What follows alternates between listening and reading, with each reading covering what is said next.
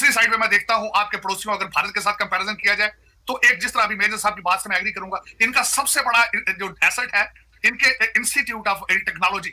मैं यहां पे देख रहा हूं कि उसके सम्राट यहां पे पहुंच चुके हैं। इस वक्त ज्यादातर सीईओ जो अमेरिका के अंदर बैठे हैं, they are Indian educated and they have influence on American policy. कि पाकिस्तान बिल्कुल तरक्की नहीं कर सकता। मैं ऐलान करना की बात करना चाहता हूं, भारत के साथ आप रिलेशनशिप ठीक नहीं करेंगे, पाकिस्तान तरक्की नहीं कर सकेगा। और आई कैन डिफाइन कि भारत को पिछले 20-25 सालों में इस पॉइंट में पहुंचने के लिए क्या क्या चीजें थी जो इस पोजीशन पर लेकर आई हैं। अनफॉर्चुनेटली पाकिस्तान के अंदर वो नहीं है, होनी चाहिए। मैं हमेशा एक चीज को कहता रहा हूं कि नेशनलिस्ट मूवमेंट्स चली थी, जिसके रिजल्ट में डोनाल्ड ट्रंप आए थे, उसमें ब्रेक्सिट हुआ था, मैक्रा आए थे, अरब स्प्रिंग हुई थी, उसी का रिजल्ट में मोदी साहब आए थे, उसी के रिजल्ट में इमरान खान आए थे। लेकिन अनफॉर्चुनेटली कई ममालिक के अंदर वो जो नेशनलिस्ट मूवमेंट्स थी वो सक्सेसफुल नहीं हो सकी, और कई जगहों पे नेशनलिस्ट मूवमेंट अभी खड़ी है और वो सक्सेसफुल है। बिल्कुल ठीक है। मेरे साहब आपके पास मैं आता हूँ, और 75 साल हो गए हैं भारत और पाकिस्तान की एक जैसी आज़ादी है, एक टाइम ही जितना है। आप कैसे समझते हैं 75 साल बाद आज भारत कहाँ खड़ा हुआ है? Do you feel that it is secure, it is insecure, it is struggling? कहाँ पे इंडिया खड़ा हुआ है 75 साल बाद, और क्या पोजीशन है इस वक्त? How will you explain India after 75 years?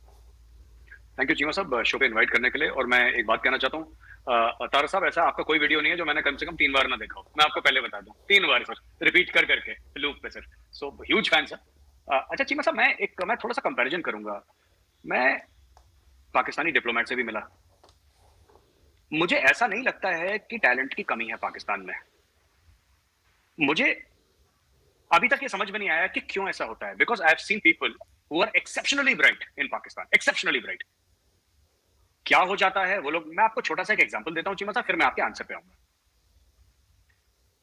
जैसे कि हमारे यहां डॉक्टर जयशंकर हैं जो इंडिया की फॉरेन पॉलिसी ड्राइव करते हैं under the guidance of prime minister Narendra Modi ji, ठीक है, और जबरदस्त काम कर रहे हैं, कभी यहां कभी वहां, ये सब जो भी आप देखते हैं उनका काम सबके सामने है। उनका एक ही फोकस है, वो पॉलिटिशियन नहीं है, उनको प्रधानमंत्री नहीं बनना, उनको किसी स्टेट का चीफ मिनिस्टर नहीं बनना, उनके कोई पॉलिटिकल एम्बिशंस नहीं है। उनका एक ही एम्बिशन है कि इंडियन डिप्लोमेसी को कैसे सक्सीड करवाना है और किस तरीके से इंडिया के मफाद जो है, इंडिया के इंटरेस्ट है, उनको टॉप पे रखना है। उनका बस सिंगल पॉइंट एजेंडा है। आपका इतना बढ़िया डिप्लोमेटिक कोर है पाकिस्तान में, लेकिन वहां पे जैसे मैं देखता हूँ शाह महमूद कुरैशी साहब, उनको पंजाब का चीफ मिनिस्टर बना है। अब देखिए, अगर वो पंजाब का चीफ मिनिस्टर बनेंगे तो पाकिस्तान की डिप्लोमेसी कौन संभालेगा? So it is not that कि पाकिस्तान में भी वही टैलेंट है जो इंडिया में सर। अगर किसी को ये गलतफहमी है तो मैं ऑन रिकॉर्ड दूर कर देता हूँ कि ऐसा नहीं है। It is just that I do not know. मुझे ऐसा लगता है, और थोड़ी सी मैं हो सकता है कड़वी बात लगे चीमा साहब, लेकिन विद योर परमिशन मैं फिर भी कहना चाहूंगा, मुझे ऐसा लगता है कि most of Pakistan wounds are self inflicted. खुद के ऊपर ऐसी चीजें कर रखी है जो कि गलत है, नहीं करनी चाहिए किसी भी मुल्क को। अब मैं आता हूं इंडिया के ऊपर, जो आपका सवाल था। मुझे ऐसा लगता है कि we have a long way to go Cheema साहब। कोई हिंदुस्तानी out of a sense of patriotism ये कहता है कि वी हैव अराइव्ड, वो गलत बोल रहा है, वो झूठ बोल रहा है। हमें बहुत लंबा सफर तय करना है। लेकिन जैसे हम लोग बोलते हैं ना, इंडिया में गाड़ी एवरेज ठीक दे रही है, गाड़ी एवरेज ठीक दे रही है। वी विल गेट देयर, ये कॉन्फिडेंस है।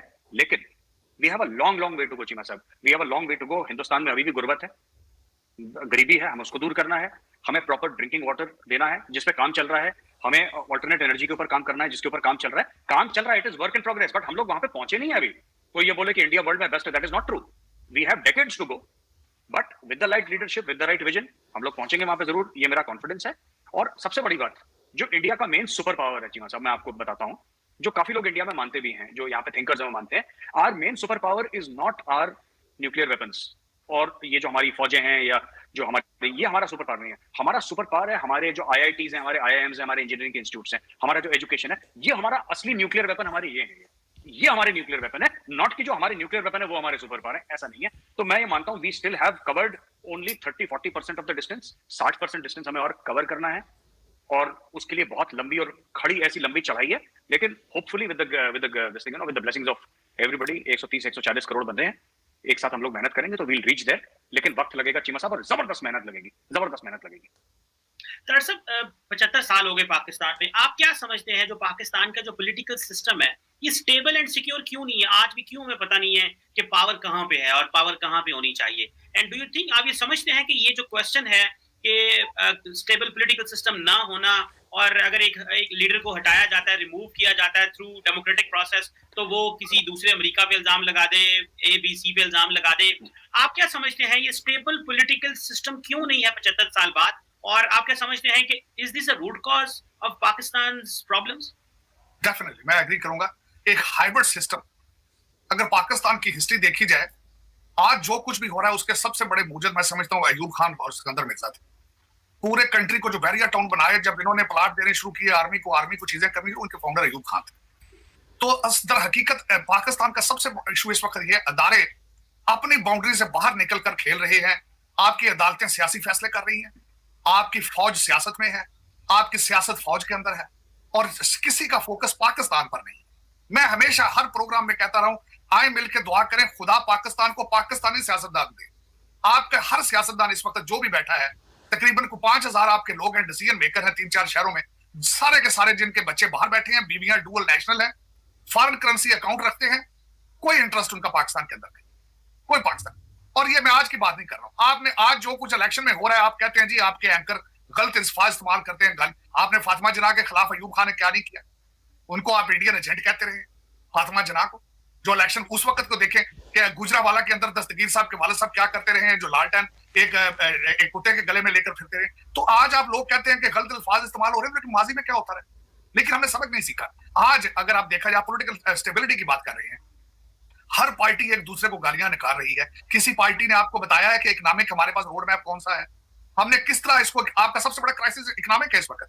आप IMF ने 1 बिलियन दिया, तो आप फूलों के, कभी आपने देखा कि कर्जा लेकर आए फाइनेंस मिनिस्टर और उसको एक हीरो वेलकम दिया जाए, उसके ऊपर फूलों की पत्तियां निछावर की जाए कि ये कर्जा लेकर आया। तो आपका माइंडसेट एक ऐसा है, और एक हाइब्रिड सिस्टम ऐसा क्रिएट कर दिया गया है कि आपके अदारे अपने अपने काम छोड़कर दूसरे काम कर रहे हैं। जिस तरह मैंने आपको कहा है, अदलिया सियासत में है, सियासत अदलिया में है, फौज हुकूमत में है, हुकूमत फौज के। मेरा मकसद एक दूसरे को ओवरलैप कर रहे हैं, किसी को पता ही नहीं है डायरेक्शन। मैं मेजर साहब की बात से 100% एग्री करूंगा। हमारा DNA तो सेम है, इंटेलेक्ट इज ऑलरेडी देयर, लेकिन डायरेक्शन इज नॉट देयर। एक सिस्टम ऐसा क्रिएट कर दिया गया है कि शराफत को हमने प्रमोट करना छोड़ दिया, करेक्टर हमने रोल मॉडल प्रोड्यूस करने छोड़ दिए हैं। हमारा रोल मॉडल इस वक्त क्या है, एक करप्ट सियासतदान। देखिए, 2 चीजें मैं छोटी सी एक मिसाल आपको देना चाहूंगा, जो कि मेजॉरिटी डेवलपिंग कंट्रीज के अंदर फिट नहीं पड़ती, लेकिन फिर भी मैं क्योंकि स्टूडेंट ऑफ पॉलिटिकल साइंस, सियासत एक वॉलंटियर वर्क है, जमहूरियत जो है एक सोशल वर्क है। आप पहले जिंदगी में कामयाब होते हैं, फिर सियासत में आते हैं। हमारे लोग सियासत में आके कामयाब होने की कोशिश करते हैं, लेकिन हमने जमहूरियत को गलत तरीके से पकड़ लिया। तो जब आप एक सियासत में कारोबार समझ कर आएंगे कि हमने यहां से आके पैसा बनाना है, तो फिर वही होगा जो आज पाकिस्तान में हो रहा है। आपका रोल मॉडल इस वक्त क्या है सियासत के अंदर? एक करप्ट आदमी, जो कोई उसकी एजुकेशन नहीं है, टूटा फूटा BA उसने किसी को पकड़ के कराया है, उसके साथ 15 लोग कलाशनिकोव लेके फिर रहे हैं, और उसके साथ उसके पास बड़ी बड़ी गाड़ियां, लैंड क्रूजर 6-7 किस्म की। ये रोल मॉडल।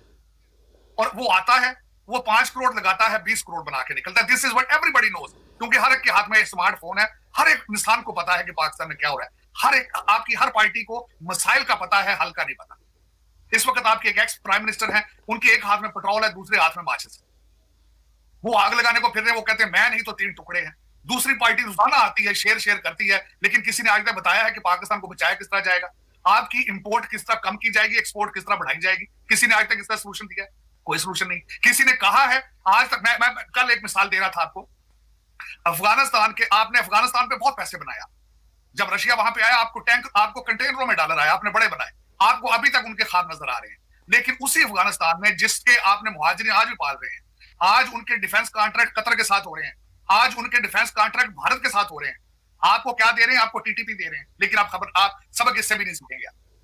आपके ऊपर मुसलसल वो अटैक कर रहे हैं, आपके एक सूबे को वो कहते हैं ये हमारा सूबा है, आपके खिलाफ है। अफगानिस्तान के अंदर आपके लिए नफरतें भरी पड़ी हैं, लेकिन आप डायरेक्शन रखते हैं। तो आपका जो, मैं देखिए किस खूबसूरती से आपके एक लीडर ने एक सियासी पार्टी को मजहबी पार्टी बना दिया है। आप मजहब, आप सियासत में ले आए हैं, कार्ड यूज करते हैं आप, लेकिन इसकी डायरेक्शंस नहीं आप देखते कि किस डायरेक्शन जा रही है। इनकी डायरेक्शन है सोमालिया और अफगानिस्तान है। कभी आपने इकोनॉमिक ग्रोथ, मैं हमेशा कहता हूं जिंदगी में, मेरा सबसे बड़ा सबक ये है कि जब तक आप मुआशी तौर पर आजाद नहीं होंगे, जब तक आप खुद अपने पांव पे खड़े नहीं होंगे, आप कभी अच्छे डिसीजन नहीं ले पाएंगे। लेकिन यह कि अफसोस के साथ आज मुझे कोई फर्दे वाहिद, कोई लीडर नजर ऐसा नहीं आता जिसके पास कोई फार्मूला हो, जिसने कहा हो कि आओ पाकिस्तान को मुआशी तौर पर स्ट्रांग करें। यह सबसे बड़ा चैलेंज है। दूसरी साइड में मैं देखता हूं आपके पड़ोसियों, अगर भारत के साथ कंपैरिजन किया जाए, तो एक, जिस तरह अभी मेजर साहब की बात से मैं एग्री करूंगा, इनका सबसे बड़ा जो एसेट है इनके इंस्टीट्यूट ऑफ टेक्नोलॉजी। मैं यहां पे देख रहा हूं कि उसके सम्राट यहां पे पहुंच चुके हैं। इस वक्त ज्यादातर CEO जो अमेरिका के अंदर बैठे हैं, they are Indian educated. And they have influence on American policy. ये उसके रिजल्ट निकल रहे हैं। जो इन्होंने बीज बोए थे वहां पे तालीम के, उसके रिजल्ट यहाँ पे निकल रहे हैं। लेकिन हमारी तालीम का स्टैंडर्ड देख लें आप, ब्रेन ड्रेन है। आपका बच्चा अभी, मैं कहता हूँ, किसी के पास कोई एसोसिएट डिग्री इंजीनियरिंग की होगी, शाम को कनाडा की इमिग्रेशन लेकर वहां निकल जाएगा या ऑस्ट्रेलिया भाग जाएगा, क्योंकि हालात आपके वहां पे खराब, ब्रेन ड्रेन हो रहा है, मनी ड्रेन हो रही। लेकिन आप सबसे बड़ी बात यह है कि कबूतर बिल्ली को देखकर आंखें बंद करें, बिल्ली जाती तो नहीं ना। आप 74 साल से ये काम कर रहे हैं, किसी ने आज तक पाकिस्तान के बारे में मुझसे, मैं इस दफा भी गया हूं, सारी पार्टियों के लोगों से मिलके आया, मुझसे कई दफा लोग पूछते हैं कि पार्टी आप किससे अटैच है। मैं यार, मैं तो सिर्फ पाकिस्तान से अटैच हूं, मेरी तो पार्टी पाकिस्तान, मेरी कोई सियासी पार्टी नहीं है। हाँ, मैं रिपब्लिकन जरूर हूँ, कंजर्वेटिव जरूर हूँ यहाँ पे अमेरिका के, बट दैट्स इट, पीरियड। बल्कि मेरा अपना लड़का, आपको पता है, चीमा साहब, वो कहता है मैं इलेक्शन अमेरिका से लड़ूंगा from Democrat party, that's fine, it's a political opinion, that's it. इससे ज्यादा कुछ नहीं होना चाहिए इसको। लेकिन हमारे पाकिस्तान में देखें, जिस तरह डिवीजन इस वक्त हो चुकी है, जिस तरह हसन इकबाल साहब के साथ अगले दिन मैकडॉनल्ड पे हुआ है, अभी तो आगे, क्योंकि आपका प्राइम मिनिस्टर एक बैठा है, मुसलसल नफरत के बीच बोल रहा है वो। लेकिन इससे आगे चलना पड़ेगा। मैं खास कर एक हवाले से मेजर साहब की मौजूदगी का फायदा जरूर उठाऊंगा। आज मैं ये कहना जरूर चाहूंगा, बार बार मैं ये कहता हूं कि पाकिस्तान बिल्कुल तरक्की नहीं कर सकता। मैं ऐलान करना, ये बात करना चाहता हूं, भारत के साथ आप रिलेशनशिप ठीक नहीं करेंगे, पाकिस्तान तरक्की नहीं कर सकेगा। मैं इस पे आऊंगा डॉक्टर साहब, ये एक सवाल है, मैं पूरा एक सवाल मैं हमेशा ये कहता हूं, आप हर चीज तब्दील कर सकते हैं, पड़ोसी तब्दील नहीं कर सकते। तो दोस्तों, जैसा कि आपने क्लिप में देखा कि आईआईटी जो इंडियन इंस्टीट्यूट ऑफ टेक्नोलॉजी है, वो भारत की सक्सेस का कारण है। मतलब कि भारत के लिए बहुत ज़्यादा तरक्की जो करी है ना, वहाँ से पढ़ के करी है स्टूडेंट्स ने। मतलब कि भारत के लिए बहुत ही गर्व की बात है कि भारत के जो इंडियन इंस्टीट्यूट ऑफ टेक्नोलॉजी से निकले हुए जो स्टूडेंट्स हैं, वो बड़ी बड़ी कंपनीज़ में, अमेरिका की बड़ी बड़ी कंपनीज़ में आज सीईओ बने पड़े हैं। जो अमेरिका की कंपनीज़ बड़ी, जो सोशल मीडिया और पूरे देशों पे राज कर रही है ना, मतलब सोशल मीडिया पे तो बिल्कुल ही जैसे गूगल हो गया, माइक्रोसॉफ्ट हो गया और यूट्यूब हो गया, ठीक है, इंस्टाग्राम हो गया, ऐसी बड़ी बड़ी कंपनी उसके सीईओ इंडियन बने पड़े हैं। तो ये मतलब कि बहुत बड़ी बात है, मतलब भारत के लिए 75 सालों का, मतलब कि 75 सालों में जब भारत आज़ाद हुआ था और पाकिस्तान का जब जन्म हुआ था, अलग देश बन गया था, तो उसी के बारे में डिबेट हो रही थी कि भारत कहाँ से कहाँ निकल गया। भारत ने 90 के दशक में मतलब कि रिफॉर्म्स करे अपनी इकोनॉमी में, मतलब अपना गोल्ड तक गिरवी रखा यूके के बैंक में। मतलब कि बहुत ज़्यादा बुरे हालात थे भारत के, लेकिन भारत अपने पाँव पे खड़ा हुआ और भाई साहब चलना सीखा। और मतलब कि तरक्की पे तरक्की करते हुए भाई साहब आज चौथे नंबर की इकनॉमी बन गए हैं, मतलब कि बन जाएंगे। तो ये बहुत बड़ी बात है भारत के लिए। भारत के पास $600 बिलियन के रिजर्व्स पड़े हैं, जो कि परचेजिंग कैपेसिटी होती है किसी भी देश की, कुछ भी चीज़ अपने देश में इंपोर्ट करवाने के लिए, जो कि भारत के लिए बहुत अच्छी बात है कि भारत के पास ये कैपेसिटी है। मतलब कि कोविड जैसा जो महामारी हुई थी, तो उसमें भी भारत ने बहुत कुछ चीज़ें इंपोर्ट कराई थी, और मतलब कि भारत के लोगों को अनाज वगैरह भी दिया गया था। और बहुत जमा, क्योंकि उस समय कोई बाहर निकल के कमा नहीं सकता था, क्योंकि बाहर निकलना वर्जित था उस टाइम पे। तो इस वजह से कि भारत ने बैठ के खिलाया था भारत के लोगों को। तो बहुत ज़्यादा बड़ी बात है यार कि भारत के पास कैपेसिटी है $600 बिलियन की, और 862 टन गोल्ड है भारत के पास जो रिजर्व्स पड़ा हुआ है। अब 862 टन, समझ रहे हो, ये कोई छोटी बात नहीं है। भारत के पास 862 टन, भारत का खजाना फुल्ली लोडेड है।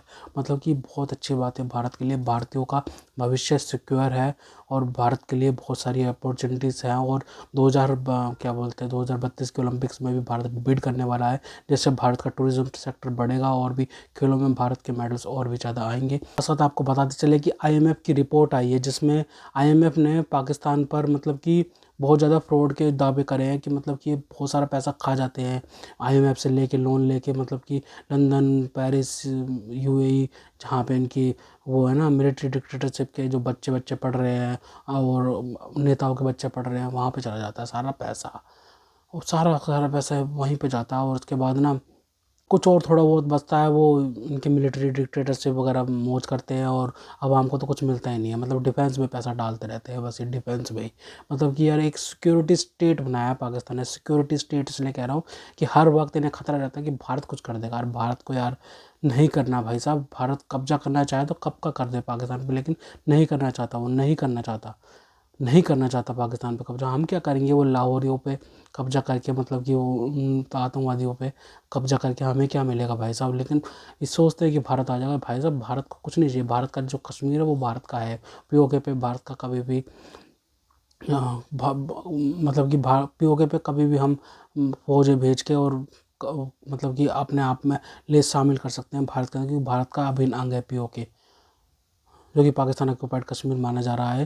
तो पाकिस्तान की फौजें वहाँ पे हैं, तो भाई भारत तो कभी भी आ जाएगा और कोई रोक भी नहीं सकता। यूएन में भी भारत के नाम पे रजिस्टर्ड है कश्मीर, तो भारत के पक्ष में बहुत सारी चीज़ें हैं। और ये राजा हरि सिंह ने भारत के नाम ही करा था कश्मीर को, साइन कर रखे हैं उसने बाकायदा।